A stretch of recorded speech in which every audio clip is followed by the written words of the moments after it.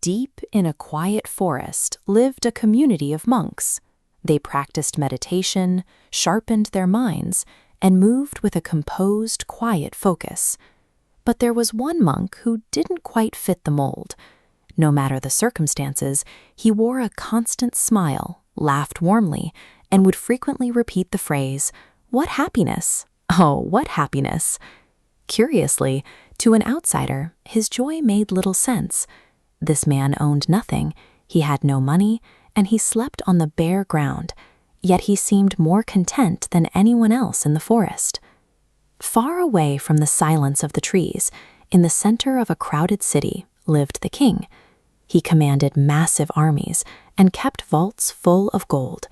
But that power came with a constant, nagging weight. He worried about his enemies, about his ministers, and his money, so much so that he never actually had the time to be happy. Look at these two lives. If you had to choose a path, who would you rather follow? The ruler with every resource but constant anxiety, or the monk with an empty bowl and a permanent smile? The king's gold hadn't bought him a moment's rest, while the monk's poverty hadn't cost him his joy. It leaves us wondering what the king is missing that the monk has already found.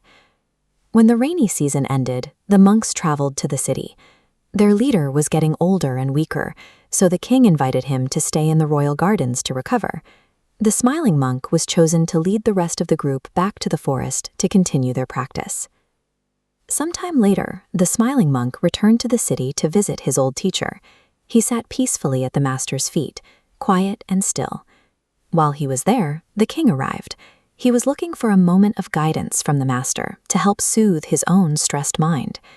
When the king entered, the smiling monk didn't stand up or even offer a greeting. He just sat there, beaming, and whispered, "What happiness! Oh, what happiness!" The king was stunned. He saw the monk's behavior as lazy and disrespectful. He assumed the man was simply stupid from overeating and grew incredibly angry. In that moment of fury, the king was ready to lash out. What happens to our judgment when we let our immediate frustrations dictate how we treat others? The king's own stress had created a blind spot. Because he was so used to conflict, he couldn't imagine a reason for the monk to be happy other than pure laziness. Before the king could act on his anger, the old master spoke up to explain the source of the smile. He revealed that this monk was once a king himself, a ruler with just as much wealth and power as the man standing before them now. As a king, he had been trapped. He was constantly surrounded by armed guards and spent every waking hour worried about protecting his status. When he decided to let go of the burden of his wealth, his fear disappeared with it. He no longer needed guards because he had nothing left that anyone wanted to take. By giving up his throne, he gained a sense of freedom he never knew existed. He wasn't ignoring the king out of disrespect. He was simply so full of joy that he couldn't contain it. The king listened to the story and felt his anger begin to fade. He finally understood why the monk was smiling.